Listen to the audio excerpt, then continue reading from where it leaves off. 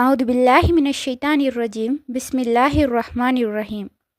அல்லாஹ்வின் அருள் கொண்டு அல் குர்ஆனின் ஒளி உங்கள் இதயங்களை பவளமாக மாற்றட்டும் இன்ஷா அல்லாஹ்.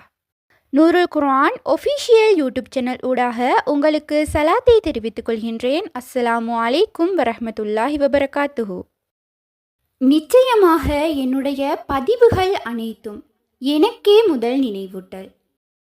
இன்றைய பதிவில் நாம் பார்க்க இருப்பது, நோய் என்பது அல்லாஹ்வின் ஒரு சோதனையாக இருந்தாலும் அதே நேரத்தில் ஒரு முஹ்மினின் பாவங்களை மன்னிக்கவும் அவனின் தரத்தை உயர்த்தவும் காரணமாக அமைகின்றது.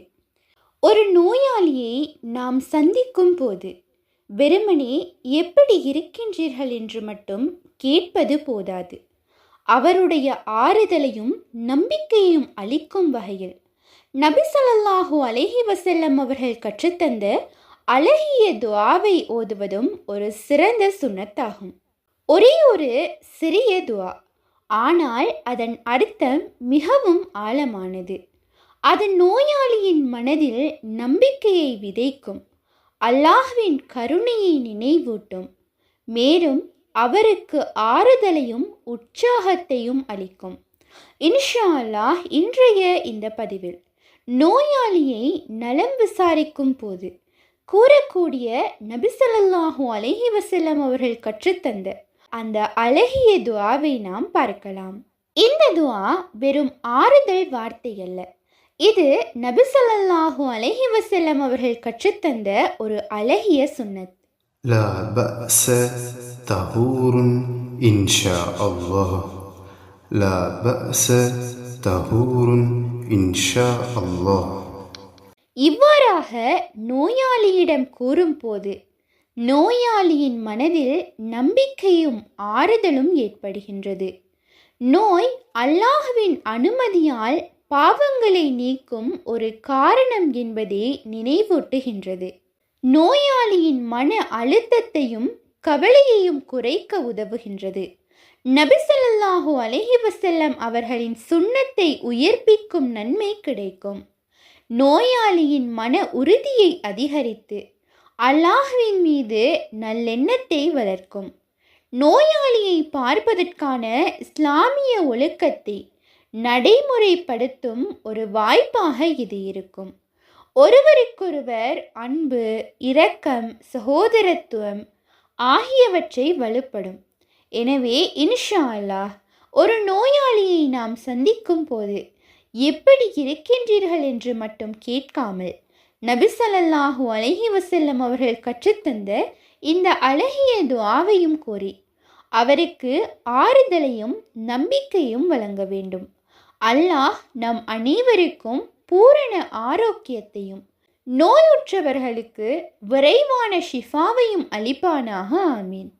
இப்போது அந்த அழகிய துஆவையும் அதனுடைய பொருளையும் நாம் தெரிந்து கொள்ளலாம். لا بأس طهور إن شاء الله. لا بأس طهور إن شاء الله.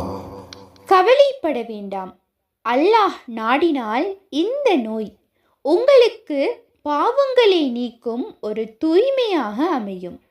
இந்த நபிமொழியில் நபி ஸல்லல்லாஹு அலைஹி வஸல்லம் அவர்கள் நோயாளியை சந்திக்கும் போது சொல்ல வேண்டிய ஒரு அழகிய ஆறுதல் வார்த்தையை கற்றுத்தந்திருக்கின்றார்கள். லா பஹ்சன் என்றால் கவலைப்பட வேண்டாம், பயப்பட வேண்டாம் என்று அர்த்தம். இது நோயாளியின் மனதில் உள்ள பயத்தையும் கவலையையும் அகற்றுகின்றது. தஹூருன் என்ற சொல் மிகவும் முக்கியமானது. இதன் பொருள், இந்த நோய் வெறும் துன்பம் மட்டுமல்ல, அல்லாஹ்வின் அனுமதியால் பாவங்களை கழுவும் ஒரு தூய்மைப்படுத்தும் காரணமாகவும் அமையும் என்பதாகும். இன்ஷா அல்லாஹ் என்பது அனைத்தும் அல்லாஹ்வின் நாட்டத்தின்படியே நடக்கும் என்பதை நினைவூட்டுகின்றது.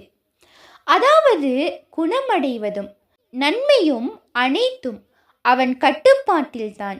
எனவே இந்த ஒரு சிறிய துஆவின் மூலம் நோயாளிக்கு நம்பிக்கை, மன அமைதி மற்றும் அல்லாஹ்வின் கருணை மீது உறுதியான நம்பிக்கை கிடைக்கின்றது. இவ்வாறாக இன்றைய பதிவில் நோயாளியை சந்திக்கும் போது நபி ஸல்லல்லாஹு அலைஹி வஸல்லம் அவர்கள் கற்றுத்தந்த அழகிய துஆவையும் அதன் பொருளின் விளக்கத்தையும் நாம் கற்றுக்கொண்டோம். ஒரு சிறிய துஆ என்றாலும் அதன் தாக்கம் மிகவும் பெரியது. அது நோயாளியின் மனதில் நம்பிக்கையை ஏற்படுத்துகின்றது, கவலையை குறைக்கின்றது, மேலும் அல்லாஹ்வின் கருணையை நினைவூட்டுகின்றது. எனவே இனிமேல் நாம் ஒவ்வொரு நோயாளியை சந்திக்கும் போதும் இந்த சுன்னத்தை மறக்காமல் நடைமுறைப்படுத்த வேண்டும். வெறும் வார்த்தைகளாக அல்ல, அன்பாலும் கருணையாலும் அவர்களை ஆறுதல் படுத்துவோம். அல்லாஹ் நம் அனைவருக்கும் பூரண ஆரோக்கியத்தையும் நோயாளிகளுக்கு விரைவான ஷிஃபாவையும் அருள்வானாக. ஆமீன். இன்ஷா அல்லாஹ் இந்த பதிவானது உங்களுக்கு பயனுள்ளதாக இருப்பின் அல்ஹம்துலில்லாஹ் என்று கமெண்ட் செய்யுங்கள். மேலும் உங்களுடைய மேலான துஆக்களில் என்னையும் சேர்த்து கொள்ளுங்கள். இன்ஷா அல்லாஹ் மற்றும் ஒரு பதிவில் சந்திப்போம்.